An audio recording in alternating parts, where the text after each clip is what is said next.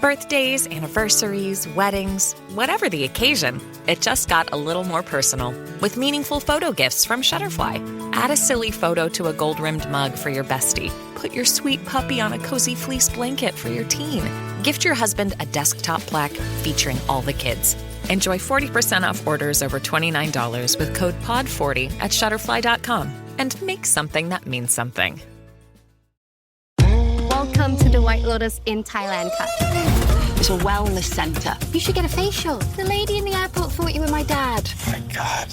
The Emmy Award-winning HBO original series returns. There has been more crime on the island. I'm a little freaked out. What happens in Thailand stays in Thailand.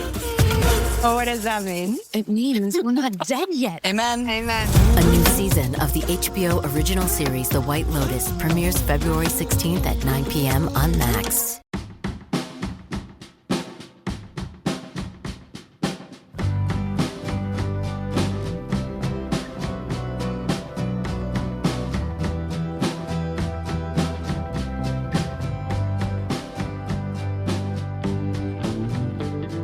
Earlier this year, the Drums released an excellent new album called Brutalism, and it was great getting to talk to its creator, Jonny Pierce, about some of the inspiration behind his latest LP under the Drums moniker, but also just to get to know him better in general. I've known Jonny socially for probably almost a decade now. We have quite a few mutual friends, but we'd never spent any one-on-one time together, so I loved doing that for episode 30 of LSQ. I'm Jenny LSQ, by the way. Also, from my archive, I found something with the Raconteurs, who are back with new music just recently, and as I'm getting ready to head to Lollapalooza, I wanted to play something from the Lala archive, so that's farther into the episode. Where this conversation with Jonny begins is with him talking about kind of a rough year he's had leading up to the present day, where he finds himself beginning to get familiar with the concept of joy. Let's listen.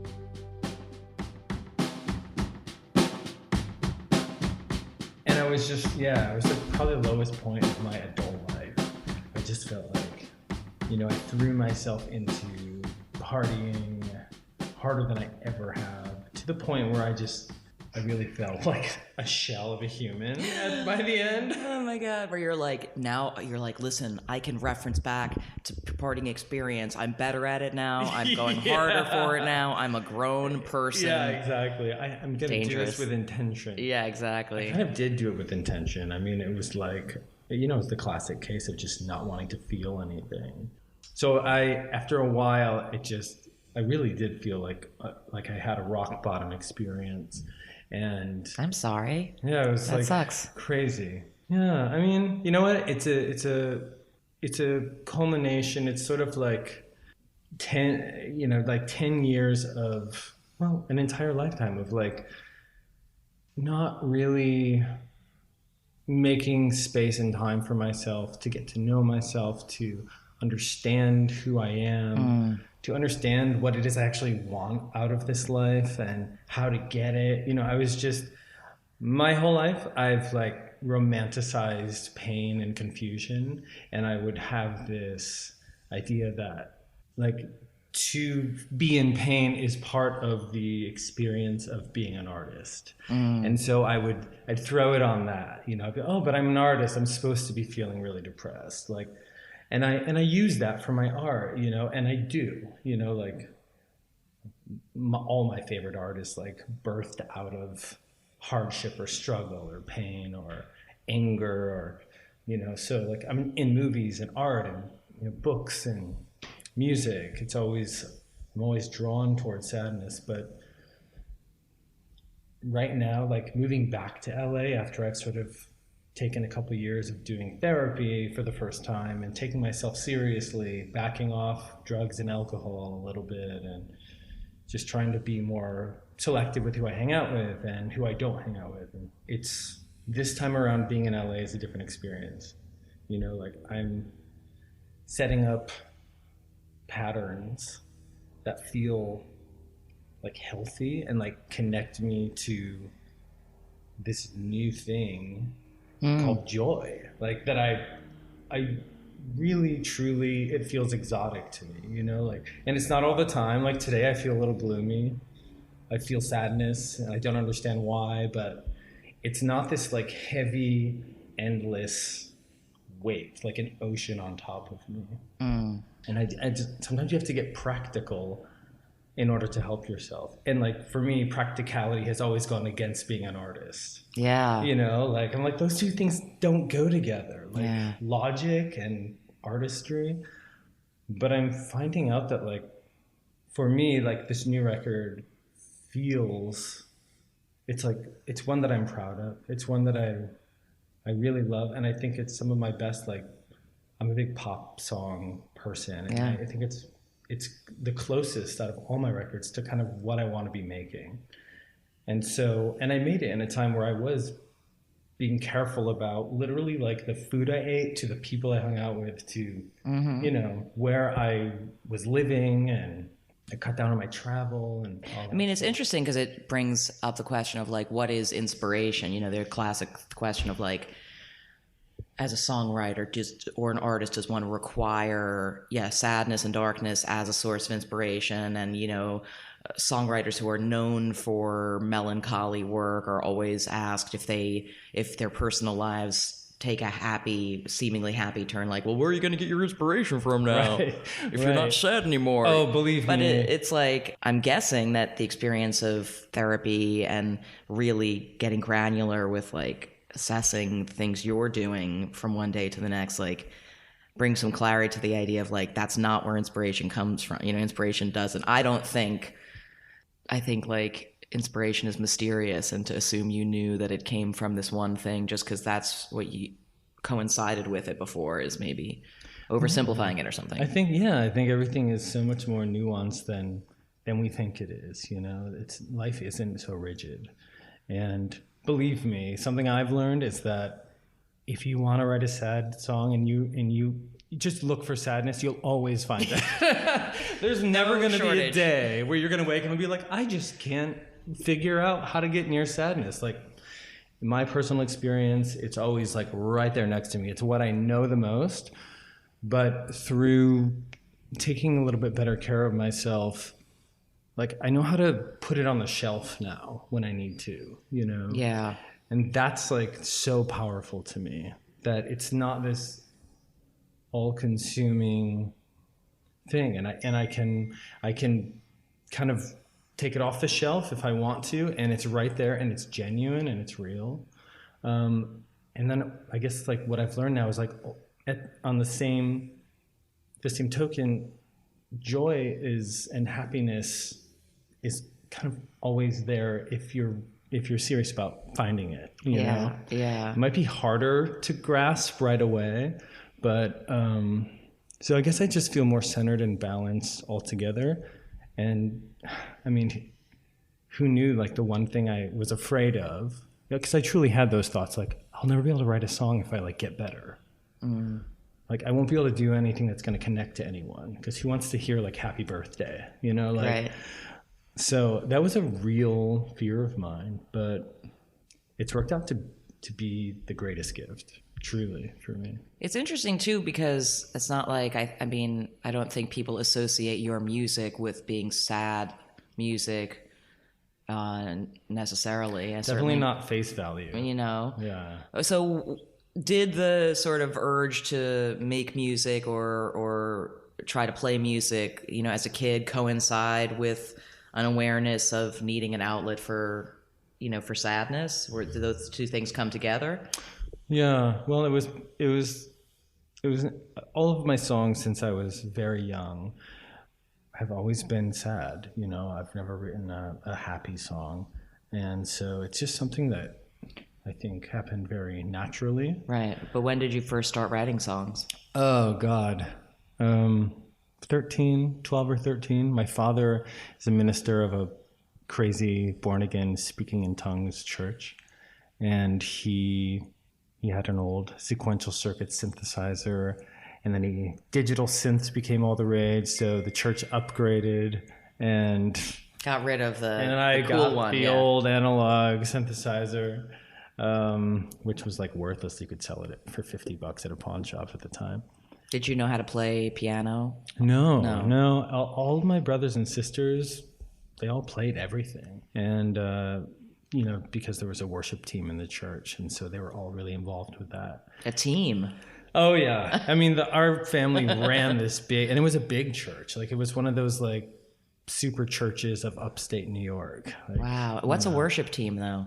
Oh, it's just like, well, it's this way of getting the young people into the church. So there's different types of worship teams, but like my brother played guitar and my sisters would sing backups, and my other brother would play the drums. My other brother would play the piano. And so you basically had a band on stage. Right. And they would try to kind of like modernize the sound and have like guitar solos and stuff. It's happening all over the place. Wow.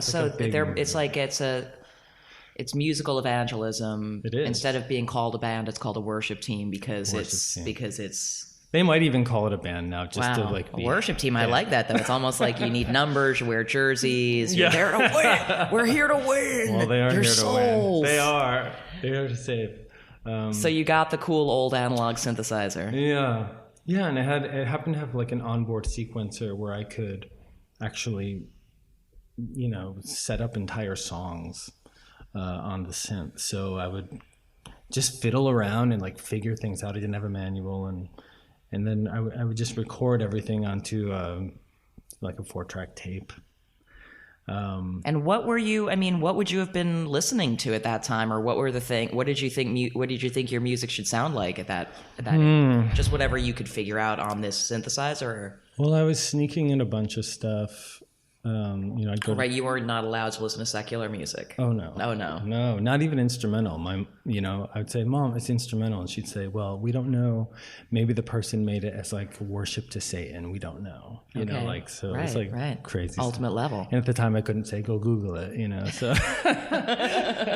so I would go to the. Does Kenny G worship Satan? Exactly. Not that we know of. He might. I was listening to. I kind of grew up listening to like electronic Christian music. Yeah. So it's kind of a weird niche thing. Yeah. There was a band specifically called Joy Electric. They were on Tooth and Nail Records. Okay. And Tooth and Nail was like the farthest left of center that you could kind of be in and still fall under the Christian umbrella. Right. So it was still safe, but they weren't really singing about God. They were like right on the edge. It was like punk pop. It was. Right. Yeah. And then they had this band Joy Electric, which was like, I think it was just like the guy who, Brandon Ebel was his name, who owned the label. I think it was just like his pet project or his like baby. Right. And so it was just weird. I think they sold like 3 records, like no one cared. But it actually happened to be, that band was my favorite band all through my teenage years. And even into my early adulthood, even as I like started listening to the Smiths and discovered Bjork and just you genuinely still connect with that as having been music you loved. And you weren't even hearing just like the radio. There was no popular music. You were no exposure to popular music. No exposure to popular music. Wow. No, nothing. Actually, so my start in my life, lightning strikes, and I don't know exactly how it happens or why. Sometimes I think my greatest talent isn't actually like songwriting, but it's like just being in the right place at the right time with the right thing to offer to the right person. Like that happens to me, and in a way that's like seems made up. Like for instance, so I'm like listening to like all these bands. I really fell in love with electronica music out of the UK, like Ronnie Side's drum and bass and jungle and all this stuff. And I'm like, sticking it down my pants and running upstairs to my bedroom and putting headphones on and listening. And then my parents find it, make me throw this stuff in the garbage, and I just go back out, buy it again. The cycle continues. Yeah. But I'm really falling in love with music, broadcast and Bell and Sebastian, and just kind of like, all of this stuff was like really inspiring to me. And so with this same synthesizer, I had accumulated about 18 like demos or songs, on my own. I would work at a hotel and do laundry in the back room, folding towels and sheets and the graveyard shift. And then I'd finish and I would bring my synth with me. I'd go out to my car, bring it in, and I would sit there and record. So my publishing company is called Laundry Boy Music today. So I'm like 18 or 19. I've come out to my parents. It's a really difficult time. I'm going through conversion therapy, like really gnarly stuff. So like back to your original question, like music for me was like, it was a place to express sadness, but it was like an escape route, you know? So, you know, I have these 18 songs. My parents decide to get the internet, and it's dial-up. I'm really aging myself here. My God, I never do that. I'm usually careful about that. Exactly. So the deal was like, you guys can have internet, but I need your passwords and logins for your emails and all that. So my parents would regularly check to make sure we weren't doing anything screwy. Well, I was always the one that was a little more daring, because I needed to be daring. I needed to like figure out how to get out of there and like thrive. And just to pause for a second, you're one of how many kids? Of 6. Okay, yeah. Brood, big, a large brood. Christian family. Yeah. So I sneak down the stairs one night. I dial into a Yahoo chat room, and Yahoo chat was kind of a new thing, and there were like 10 categories, and one of them was just like gay chat, you know. So I go into gay chat, and I'm trembling because my father could wake up any moment. Yeah. And even if he wouldn't, it just the idea, I still had in my heart that it was probably wrong to be doing this. So I was also like terrified and like worried, like grandma up in heaven is looking down at me. And also I'm guessing just sort of, what's it gonna be like in there? Oh, totally God. Exotic and like new and scary. So the first guy that says hello to me, it says, hey, so what's up? What do you do? And I said, oh, I'm a recording artist. You know, I just kind of bullshitted. I was working at a Blimpie sub shop at the time as well. A sandwich artist and a recording artist. And a laundry boy. And so he asked for, I don't even think there were MP3s. It was like a WIN file or something. So I sent him a WIN file of a song, and he said, oh, can you send me another one? So I sent him another one.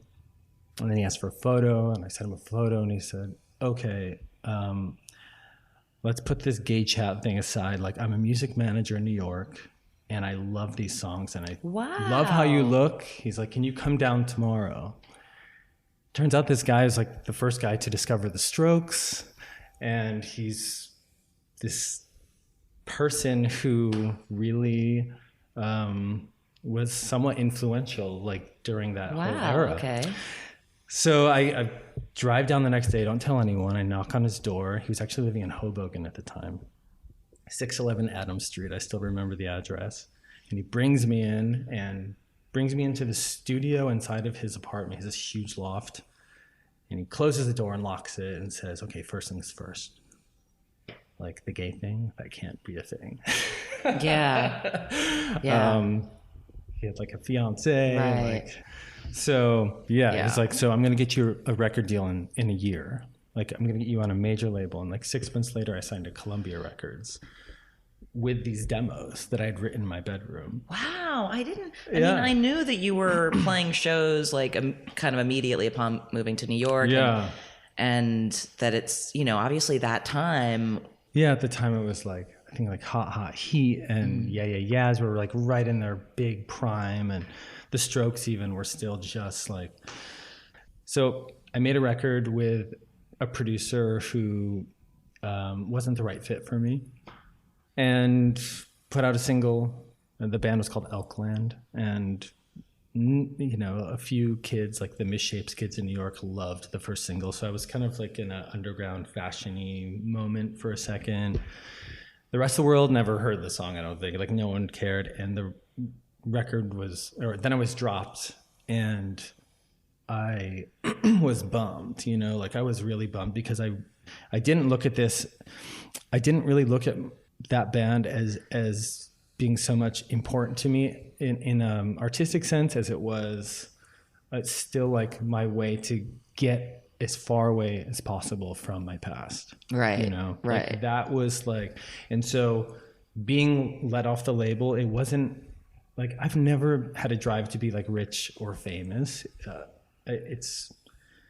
I've always been running, you know, my whole life. And I think I still am in a way. Like, I'm getting better at it, but But it must have felt like, I mean, kind of massive shift to go from living with your family, going through fucking conversion therapy. I mean, did you just sort of say like, okay, after this person from the chat room was like, come to, did you just sort of say to your family, like, I'm gone, I'm out of here now? Or how did that work? Yeah. I mean, I went to New York, and upon my first trip, I met a bunch of people. Some of them were gay, and they were the first gay people I'd ever had exposure to in my life. One of them was a partner with, like a business partner with this manager who I met with. And he sort of took me under his wing. He had a loft in Tribeca. He let me stay there. And I just very quickly kind of had a community around me. It felt like the city was like, come to me, you know. I had a very different experience. You hear a lot of people like crowbarring their way into the city, and it's just impossible. And it was the opposite for me. Like it couldn't have happened any other way. Were you happy then? Did you feel happy to be like, to have found a world that seemed to make sense? Well, I was relieved, but I still, it seemed like I had come so far. I started dating this fashion photographer, and, you know, I was staying at the Four Seasons in Paris for a month with him, like things like that. Yeah. And it's like, excuse me. It was really nice. But what I see now when I look back is like, it was so great on one hand because it was so far away from the pain of the past. But I wasn't able to fully enjoy it because there was just such a huge part of my heart that wanted to somehow, you know, my parents tried to convert me. My whole life I've been trying to convert them, you know? Right. And so I would enjoy these experiences, but I would want to tell them all about it. I would want them to be happy for me. I would want them to, and, you know, I wanted so much, but it's just stuff that they weren't willing to give, you know? So even in, you know, I went and started working retail and after the band, and I worked a few different places, and it was really depressing for me, obviously. You know, I had kind of had that moment, and then I was like, and, you know, I would be putting shoes on the feet of people who like worked at the record label, and it would just be like this weird thing, and it was like, you know, humiliating. And but I just figured, okay, that was my one shot, you know, and I was depressed, and I was partying a lot, and I got into sort of the New York downtown scene a little bit, started throwing some parties and stuff, but it wasn't good for me. And then after a couple of years of working retail, Drew Elliott, who's creative director of Paper, you know Drew. Yeah, you know Droopsy. Drew. Yeah, Droopsy. He holler, Droopsy. Holler. I owe so much to him because he, you know, he's a straight shooter when he needs to be, you know, and he called me while I was at work at Y3 on 13th Street, Meatpacking District, and he said, Johnny, I don't care what anyone says, I loved the record you put out. I think you're wildly talented and you're wasting your life working retail, and you need to leave New York City because you're partying too much. You need to go anywhere else. Don't be in New York City. Create something wonderful and then bring it back and offer it. Droopsy. Yeah. 2 weeks later, I had moved out of my apartment. I had Jacob from, who was eventually in the drums with me, was living in Florida at the time. He jumped in a car and drove up in a white minivan and picked me up on 10 Ike Street in Brooklyn. And we drove down together, and, you know, that next day we started making music, and we didn't really know what it was going to be or who it was for, or maybe it was just for us. I don't know. But then this lightning strikes moment happens again, where I write Let's Go Surfing, I write Down by the Water, a couple other tracks. I think I have 3 or 4 tracks, and I put it up on MySpace. So a little internet update. We're to MySpace era now. Top 8. From gay chat to MySpace. Still old. Either way. And about a week later, we get a message on MySpace from someone who had a very small label out of Brooklyn called 27 Records. And he said, I love this. I want to put, do you have any more songs? We said, yeah, well, we have almost a whole album's worth. Let's put it out. And so we were like, wow. And he's like, I want to bring you up and I want you guys to play shows. And we started getting offers from all these different venues in New York City. Come play these shows. And we didn't have an agent or a manager or PR, nothing. So it was just this really organic thing. But we were still living down in Florida, but making trips up into Brooklyn. And then one day I checked MySpace again, and there was a message from someone who was A&R at Island Records in the UK. He said, "You're not going to believe this. I just woke up this morning and I thought I'm going to search for bands in Florida," which I don't know if that's an option on MySpace. But, wow. And so, had I moved to Pennsylvania, maybe this wouldn't have happened. I don't know. Right.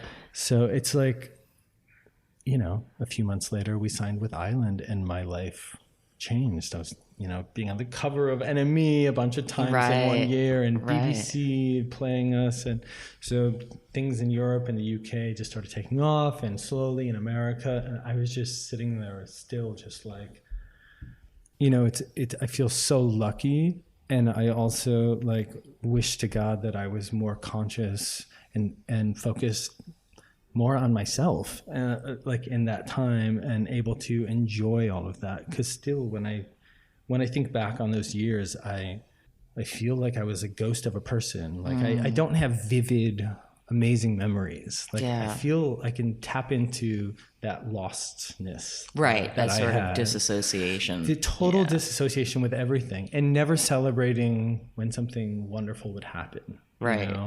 Oh, Florence wants you to do the European tour.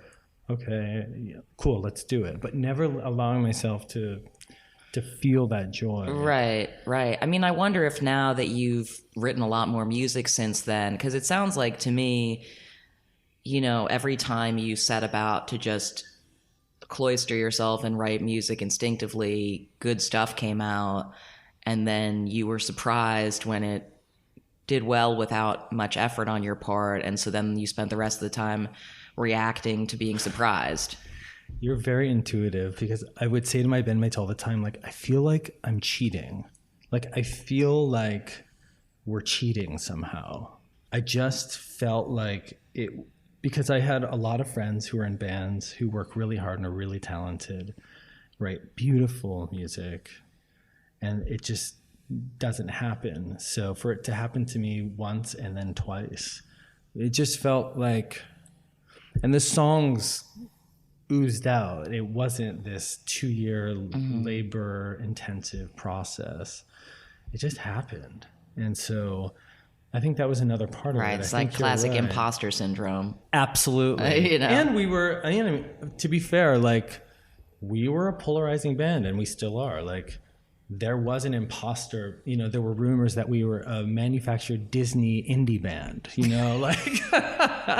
I think Pitchfork, they didn't say that that's what we were, but they referenced that was something that was buzzing in the press, is that we were this made up thing, 4 kind of cute guys, from Florida singing about surf, connect the dots. It's funny that if you think about now versus then, because like we were saying earlier, it's just a big indie, just peak indie, 2008, 2009, where the Brooklyn sound, and where people cared what Pitchfork said or something, whereas now the idea that something that seems more like a pop thing in the indie world people would be slobbering over that. Absolutely. Now in 2019, something that was just this feels like a pop thing in our world. We yay, we love that. It's crazy things how change. Things can change so fast. I know decade's a long time, but I mean, now that you, I guess going back to the earlier question, it's now that you've written a lot of songs, and when you're working on music, I mean, I wonder if you are aware now, looking back at the earliest songs you wrote and the most recent ones, is there a feeling that you have when you're on to something good that back then it was just the only times you'd done it and you didn't realize how good it was? Now, do you know sort of how to kind of get yourself in a place where there's a sense of no, this is my good stuff here. I'm doing my good stuff. I wish I could say yes. I mean, I think every day is different. Every experience is different. There's times where I felt so sure about something and it falls on deaf ears, or I listen again in a month and I'm like, what was I thinking? But I think overall I have a pretty good sense of what's good. And to be honest, I'll just be really transparent. Like, I'm at the point now where I feel like when the Drums started, we were influenced by a bunch of stuff. Like, there was a lot of like Swedish indie pop happening, like JJ and the Tough Alliance and like the Labrador Record stuff. We were really into that, and so we tried to do that, and we landed somewhere else, and suddenly we were this like surfy thing. It was sort of by an accident, and I dug into that sound, you know, because it was something that people wanted. I don't know. It was just like this thing. It seemed to be working, yeah. And it happened like when it was like there were bands like with the name Beach and Surf and all Beach House and Beach Fossils and it just went on and on and on. Waves, exactly. Yeah. Even Best Coast kind of has that vibe. So like I didn't know that was happening. I wasn't listening to any of that stuff. I was really like in my own like weird world. So, and that goes back to like how I said before, like sometimes I just like innately have the right thing to offer. Like at the moment, right? Without, kind of being green about it. So, anyway, so suddenly we're dubbed this like the new like Beach Boys meets Joy Division sort of thing. And I'm like, okay, that's our identity. So I really dug into that thing. And I think through the years, I've been ever so slightly and ever so slowly kind of letting go of that a little bit, whilst, you know, opening and making space for, you know, I think it's important for me to stay modern and look towards the future and not be elbows out about my work and like hold on to the past. I think it's sort of a death sentence at this point. Like for a band like me, if I was just like 10 surf records, you know, like it's just, I can't do that. And it'd be boring. No one wants that. Yeah, nobody wants that. And so I've actually been relying more on people that I have some people in my life who I think really have their ear to the ground in a way that maybe I don't. Sometimes I go like months without listening to music. I just have a kind of a quiet existence. There's music in the bathroom right now, but if you weren't here, I wouldn't have it on probably. Right. So I bring people in who I think have great taste and who I trust and who I have a connection with, and we make music together now. So tell me about how that worked on the new album, on Brutalism. Yeah, so I have a drummer named Brian who's he shares my love for drum and bass and techno and house music. But then he also loves bands, you know, like, so usually it's like one or the other. Like people like love bands and they're just like have no space for techno, or the other way around. We both really love kind of everything. If it's good, it's good. That's kind of what we go by. And so I throw ideas at him, he throws them back at me, and we wrote this record together, you know, like it was a really kind of an equal split. And that's the first time I've done that since having ex-band members, you know. Right. And what would you say, though, that you know, sonically is sort of what you were going for? What's intriguing to you nowadays, musically?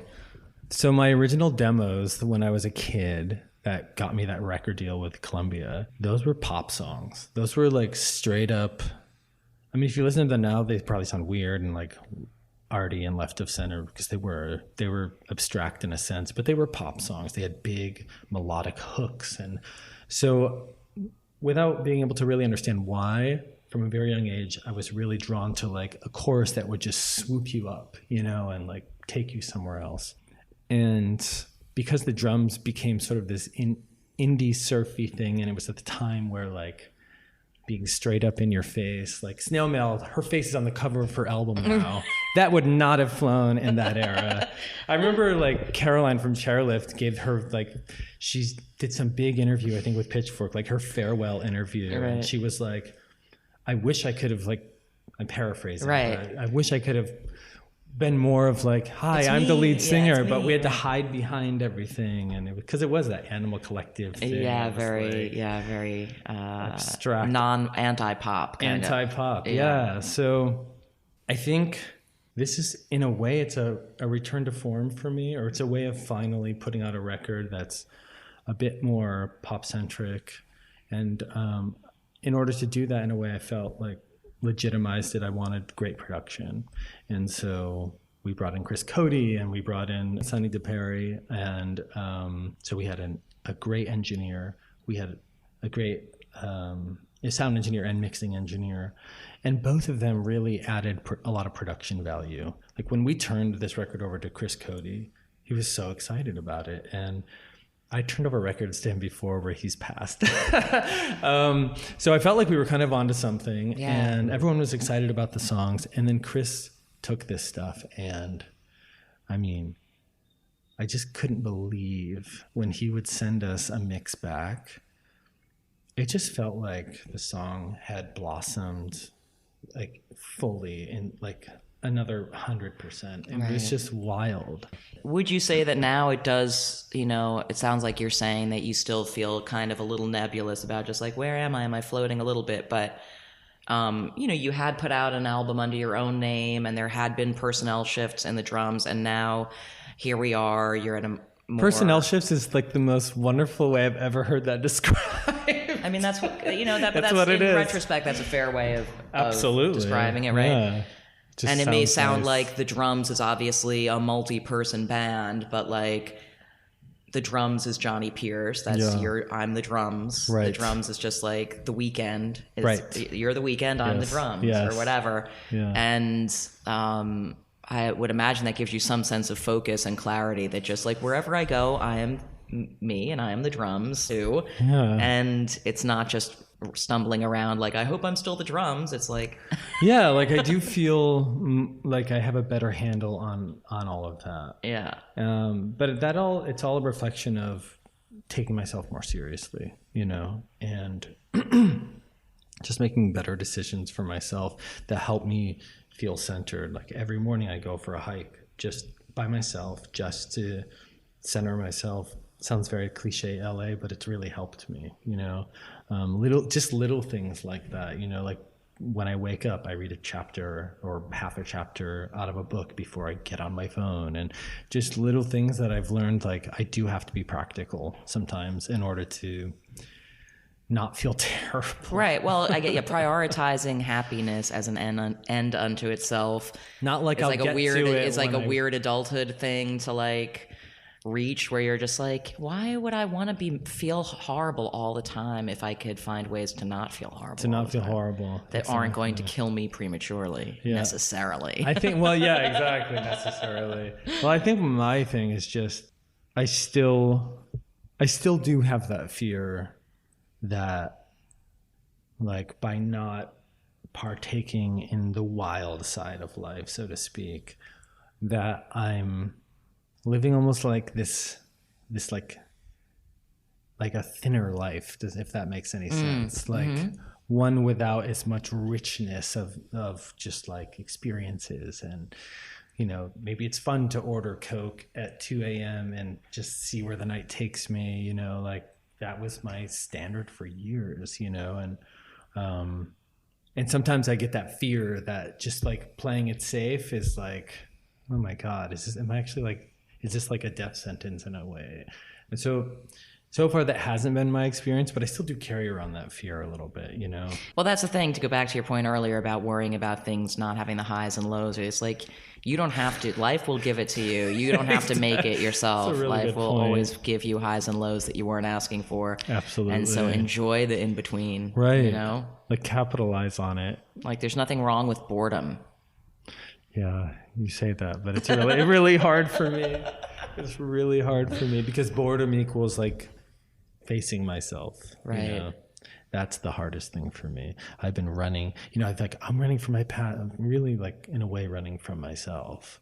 And so I'm just now like, I think collaborating with other songwriters though is probably going to be good because, I mean, in ways other than the obvious ways, because maybe that shows you some of by putting yourself with new people in a creative context repeatedly, it kind of shows you some of who you are, like where you're just like, this is what I bring, this is who I am, this is how people see me, this is how I want to be seen. Absolutely. You know? Yeah, that's God. You've done an interview before, I think.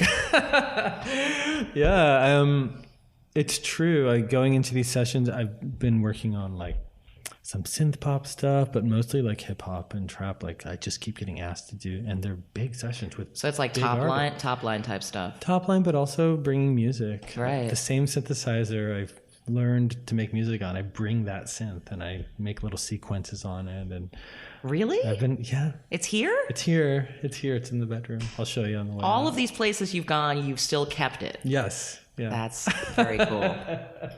Yeah. Well, it's so special to me, and it's proving its worth.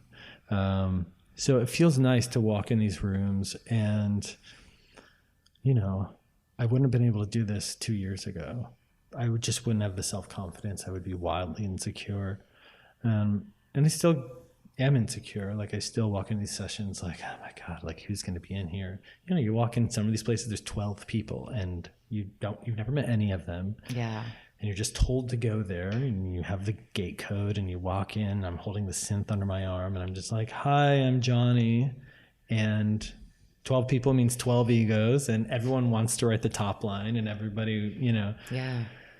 But I've learned that if I can get through the first half hour, even if it feels hellish, like usually things kind of fall into place, and then you're right. Every time I leave, I've like learned something about myself. It's the thing I've held away the longest, you know, like I've been told since I've been in music that I should be doing top line writing. And my publisher has been pushing me to do it for years. But I've always been worried about the human interaction element and the egos or just not being able to produce on the spot and all this stuff. Yeah. But being more centered, being more comfortable with who you are, it really goes a long way in those situations, you know. And you get through one. The next time it's difficult, I just remember the time before. I said, okay, it was difficult before. It sucked. And it got better. Like I didn't die. And actually like we made something wonderful. And so I kind of try to remember those good moments, like where I got through the struggle. And I try to apply that like with everything in my life. Like something's not going well. Like I've been here before. There is a light at the end of the tunnel, even if I don't see it right now. So it's just a way to survive and hopefully thrive one day. I think you're thriving right now. Yeah, that's the thing. That's the thing. You're mid-thrive. This is exactly the issue for me. It's like you look around and you're like thinking about my you don't life. have much furniture. I'm sure people can hear the there's a little here. You don't have much furniture. It's a couch and a table. I mean, you know, we've known each other for a minute now, and you seem to be doing great. I mean, you seem to be doing great. But that's the thing. Like, I'm just waiting to actually believe it myself. Yeah. You know, I just sometimes feel like I am so wildly sensitive. You know, too sensitive or just sensitive enough, the debate within Jonny Pierce rages on. Thanks again to him for inviting me over, and you can head to thedrums.com to see all of his upcoming dates. I'm heading back to Lollapalooza next weekend, and as I was thinking back to previous occasions I've attended that festival, I remembered a summer in 2008 when I was reporting on it for Rolling Stone and got to interview Jack White and Brendan Benson's band, the Raconteurs, when they were just a handful of months away from having surprise released their sophomore album, Consolers of the Lonely. So we talk a bit about that strategy in the second half of this excerpt, and about the explosion of massive festivals in the first part of it. Plus, worth noting, Raconteurs just put out a new album called Help a Stranger just a few weeks back, their first new one in more than a decade. There's like a zillion festivals now. It seems like it's just like an explosion. It seems even more between last year and this year. Mm-hmm. Do you think this is a good thing in general for fans or for artists to have a more of these kinds of festivals to choose among here in the States? I think yes and no, sort of. yes, it's good to be able to see all those bands in one place, and you can go with your friends, and it's a relaxing time, and get turned on to things you've never seen before. From the band side of things, from the business side of being in a band, it's starting to become like fast food in the ghetto, you know? You can't resist it. They kind of offer you this $3 Happy Meal, and you gotta feed your kids, so... You know what I mean? It's these kind of things these corporations are all jumping on. I mean, we're on the Bud Light stage, for God's sake, and it's like they offer you this sum of money where we have to plan our year around these, whether we like it or not. You know what I mean? I mean, we had a lot of plans when we put the album out so quickly that things that we wanted to do, and then the offers from festivals started coming in, and it's almost impossible to say no. Yeah. Because it just pays for all your equipment and the road and the storage and all those things like get knocked out immediately. And the whole territory of, say, you play Belgium, you play whatever that festival's called. The Workter. Workter, yeah. Which we played with Radiohead actually last time. They sort of have a monopoly on touring. I mean, the festival, I don't know, the sponsors, I guess, once again they've taken over. But not to mention that it's also just sort of that kind of globalization thing that is so ugly. I mean, I think like I'd rather get a cup of coffee, you know, at Joe's coffee shop than have a Starbucks, you know, on every 30 feet or something. So it's like a Walgreens kind of, or Costco, like, you know, you can get everything under one roof, you know. Yeah. Which is not, you know, I'm not even sure why. I mean, because I love Costco, but and you know, Starbucks is sometimes you know, godsend when you're in the middle of can't get a decent cup of coffee somewhere. But so I'm not sure how I feel about it, but it's definitely not attractive to me. It's not very like, you know, it's headed down. Yeah, it does feel like it's like it's an oversaturation is starting to happen. Do you do anything differently when you're putting together a set for an audience that maybe is like more of a festival goer than they are a Raconteurs fan? Of course, yeah, of course. It's always important to recognize the room you're in and really to deliver the most powerful thing you can at that time. You know, it's harder to pull off certain things, especially for you can say a big percentage of the crowd, no matter who you are. If you're Prince, you go out there and there's a big percentage of people who've never seen you before. So you have to, make up your mind, decide your songs based on that. My thing about it is, my theory about festivals is, I'm just kind of catching on to this now, is that what works really well are mid-tempo stuff. Unless you're like Metallica or Rage Against the Machine or something. You know, when we play like super hard songs or rock songs, you know, fast rock songs, you know, I mean, generally speaking, people don't really. I think it doesn't translate or something. If you play like, you know, obviously if you play like these really small, you know, like whatever slow acoustic songs, that doesn't translate either. But it's that mid-tempo kind of. Those things, people love it. It's so weird. Yeah, I was thinking about that because I was just up at this Pemberton Festival in Vancouver, and Tom Petty played, and I think that, you know, so many of his songs are mid-tempo. It like works perfectly for like sing-alongs. It works outside for something like that. It's like this. It's easy going. It's just like, you know, have a beer, kick back. It's like you're at a barbecue or something. Yeah. You, for slow or fast, you have to concentrate more. Yeah. In a sense. And I don't think they're in it for. I don't think, you know. I think that the people are really just kind of having a good time hanging out, and, you know, I don't know, actually. I've never been to a festival. Well, no. I went to Lollapalooza, I guess, once. But how long ago was that? Mid-90s or... Do you remember who was headlining? The only thing I remember... I think no, I don't. I remember Jim Rose. The Jim Rose Freak Show was I think that may have been the year that it was Sonic Youth and Hole. Because I went that year. Right. And Pavement. And like Cypress Hill and stuff. Right? Yeah. That's the second or third year. Which one was that? I think it was like the third year or something. Yeah, so like at Pine Knob, you know? Pine Knob, yeah. So looking back in hindsight from this you know, idea of just putting the record out fast, do you feel like that you're happy with how that went, and will you do that again, just get it out there? It's hard to say what we can be happy with and what we learned, or we haven't really determined it yet. It's sort of there's certain things that we went into before we even told anybody. It's like, well, we know that this is not like, you know, if you don't hype something, you take a hit. You know, you definitely take a hit. We knew that. So going into it, it was kind of like, are we prepared to just take a hit, like from the get-go? Like, yeah, we are, because I think it's just time to really just, it's our second album. It's a good time for us to experiment and see what makes sense and what doesn't. There's a lot of things you just kind of go through the process. Like, okay, you finished your record. Okay, now it's being mastered. Okay, guys, we're going to start setting up the 3 or 4 month plan. Yeah. It starts to become this communist thing, and you're like, oh, really? I mean, as soon as you're done mixing a record, I just kind of take this big sign, like, last thing you want to here do we go. Here we go. The last thing you want to do is start talking about it. Yeah. You know what I mean? Like, you've made it, you're excited about it, you just can't wait to show it, play it for people, get out there and play it on stage, and you're just... I have to talk about it. You have to talk about it. Yeah. It seems strange. You'd almost think that... No. It's later now, though. Yeah. It's better now. Which was one of the points, was to do the promotion after we went out and played and all that. Because, we kind of... This is, of course, the most popular question for the band now, so it's hard to give a quick and easy answer for it, because there's so many components involved in deciding to do that.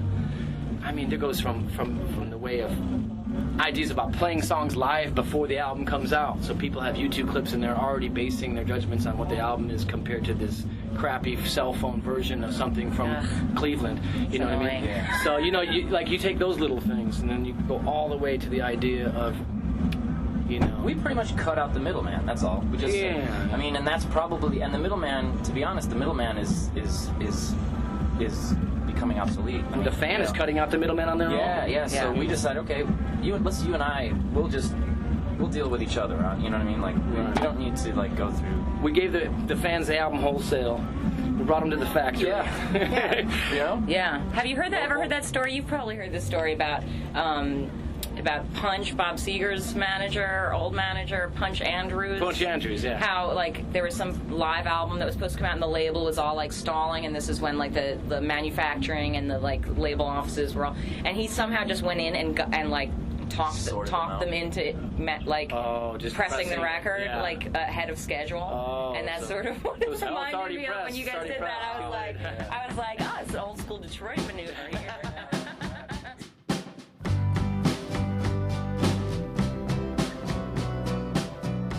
Okay, yeah, so I'm nerding out pretty hard at the end there, but I gotta be me, right? And that brings us to the end of episode 30 of LSQ. Thanks again to Jonny Pierce, Jack White, and Brendan Benson. And thank you for listening. You can always reach me with questions and feedback on Twitter @JennyLSQ. I'm excited in the coming months to bring you episodes with Laura Jane Grace, Chairlift's Caroline Polachek, Kevin Drew of Broken Social Scene, Stephen Malkmus, and Interpol's Paul Banks, among others. Subscribe if you haven't done that yet, and I'll look forward to talking to you next time.